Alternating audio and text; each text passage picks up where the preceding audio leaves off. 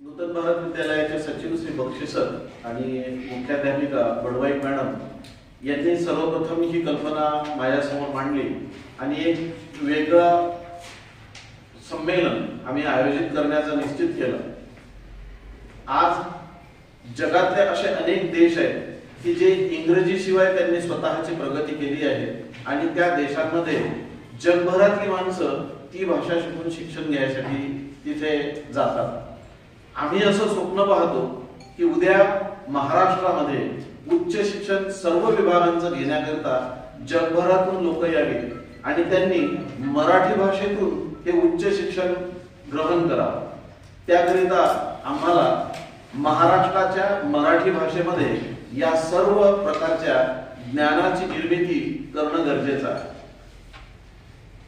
लोकसंख्येचा जर विचार केला तर मराठी भाषा जगातली 10व्या क्रमांकाची मोठी भाषा आहे की जी इतक्या मोठ्या प्रमाणात वापरल्या जाते।